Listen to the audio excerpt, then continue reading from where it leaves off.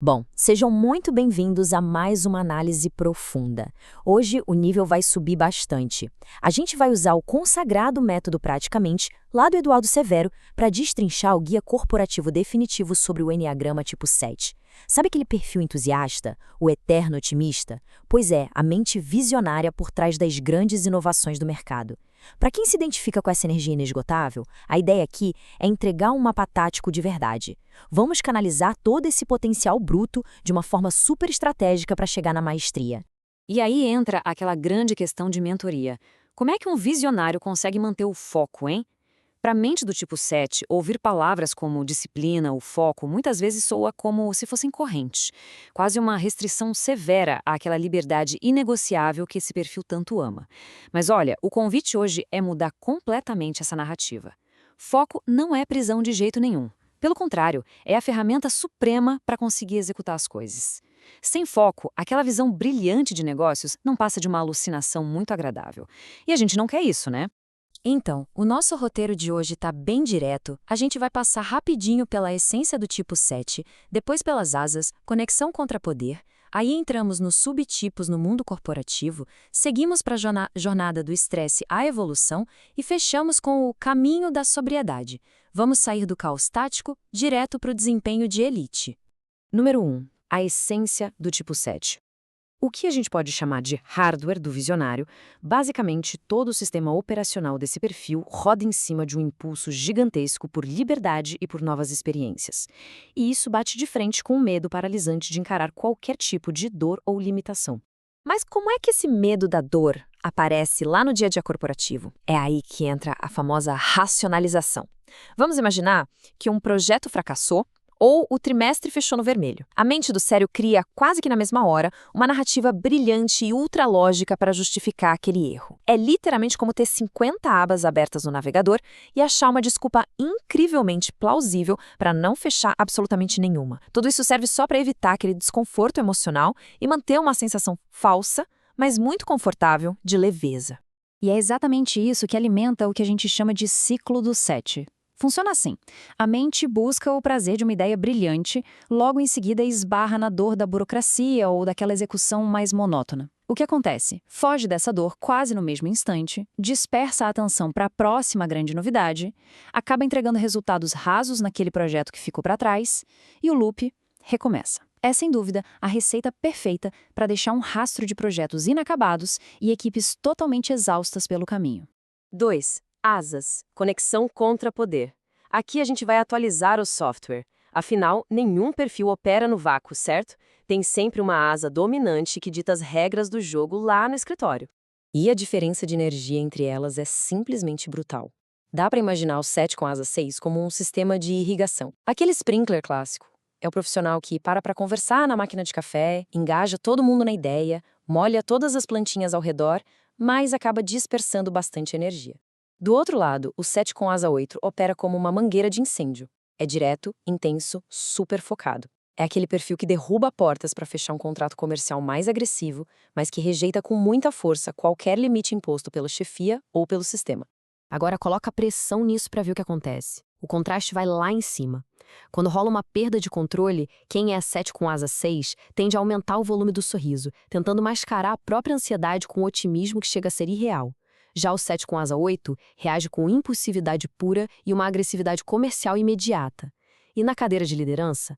Bom, o primeiro guia a equipe criando relacionamentos profundos e muito engajamento. Já o segundo lidera na força bruta mesmo, no poder de execução e numa velocidade de ação que ninguém questiona.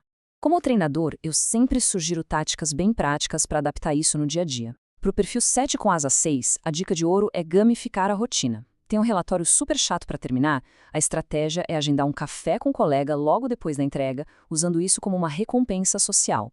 Já para os perfis com asa 8, a coisa muda. A necessidade aqui é de barreiras físicas, limites inegociáveis.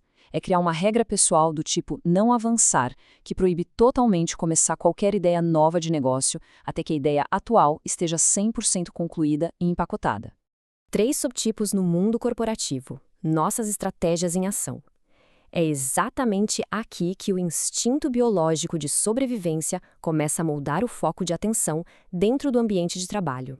Em uma reunião super tensa de tomada de decisão, Os 3 instintos aparecem de forma muito nítida. O subtipo autopreservação age como o planejador, focando sempre em mitigar os riscos e estruturar planilhas, só que escondendo uma ansiedade gigante por trás dessa falsa armadura de controle. O subtipo sexual já é o encantador. Ele hipnotiza a sala com a intensidade dele, mas costuma cair naquela armadilha de fazer promessas mirabolantes e vender um escopo que, na real, nem existe ainda. E o subtipo social é o idealista. Ele inspira a visão de todo o coletivo, mas muitas vezes vive tanto nas possibilidades do futuro que esquece completamente de amarrar os detalhes práticos ali no presente. Na prática diária, a aplicação disso é bem pragmática. O perfil autopreservação lida com a segurança garantindo que a infraestrutura, o orçamento e a logística da equipe fiquem sempre impecáveis, e faz isso com aquele toque característico de leveza. Já o perfil sexual brilha intensamente nas mesas de negociação. Usa um carisma quase sedutor para fechar aqueles acordos mais difíceis e improváveis. Enquanto isso, o 7 social simplesmente domina as sessões de brainstorming. Ele conecta a criatividade de cada um e movimenta o grupo todo em prol de uma causa ou uma visão bem maior. 4. Do estresse à evolução, a trajetória de desempenho. Agora a gente vai descobrir o que acontece de verdade nos bastidores quando a pressão atinge aquele nível crítico.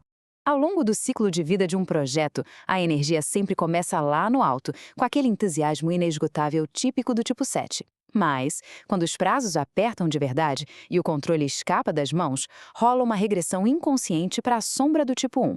Do nada, aquele visionário super leve e descontraído vira um profissional extremamente crítico, rígido, irritado e que quer microgerenciar tudo. A mágica da superação só acontece quando ocorre um crescimento consciente. Aí o movimento vai direto em direção ao tipo 5, destravando o nível mental de foco e de presença que é absurdamente superior. E olha, essa evolução para o tipo 5 destrói de vez aquele grande mito corporativo do visionário multitarefas. Ficar pulando na superfície de 50 projetos diferentes só traz exaustão e resultados medianos. A satisfação verdadeira e o sucesso executivo pedem uma disciplina ferrenha. É pegar toda aquela energia dispersa e transformar em foco absoluto. É a decisão consciente de mergulhar fundo num único assunto, dominar aquilo com maestria e fazer entregas sólidas. É bem aí, nesse exato ponto, que os resultados deixam de ser só um potencial e passam a ser extraordinários de fato. 5. O caminho da sobriedade. A quebra do padrão. Chegamos no módulo final para tirar toda essa teoria da gaveta e ir direto para uma prática transformadora. Essa aqui é a fórmula tática do método Praticamente. São 3 passos bem acionáveis para dominar propriamente. Primeiro, consciência. É perceber aquele exato milissegundo em que bate o impulso quase incontrolável de fugir para outra aba do navegador só porque a tarefa atual ficou meio entediante. Segundo, presença. É ficar na cadeira. É respirar e encarar o desconforto operacional sem recuar. E terceiro, foco. Direcionar toda a genialidade e inteligência para, de fato, cruzar a linha de chegada daquela única tarefa. A aplicação cirúrgica desses 3 passos gera a maior virtude que esse perfil pode alcançar, a sobriedade. É a única forma comprovada de silenciar aquela ansiedade avassaladora que consome a energia do 7 todo santo dia. Alcançar a sobriedade é, de uma vez por todas, parar de trocar o presente por aquela ilusão crônica de que o amanhã, com certeza, vai ser melhor e mais divertido. É encontrar um contentamento real, visceral mesmo, naquela construção sólida que está sendo feita ali, no hoje e no agora. A essência de todo esse nosso estudo profundo se resume de um jeito brilhante numa premissa do Eduardo Severo. Ele diz assim: o tipo 7 busca a liberdade, mas evolui de verdade quando aprende a permanecer. Correr atrás de cada ideia nova que pisca no radar dá uma falsa sensação de liberdade, mas o impacto corporativo que dura de verdade vem da disciplina implacável de continuar no caminho, mesmo quando ele fica monótono e difícil.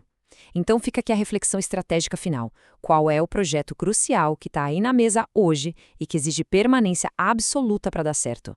Vale muito a pena refletir sobre isso, executar com muita presença e a gente se vê na nossa próxima análise.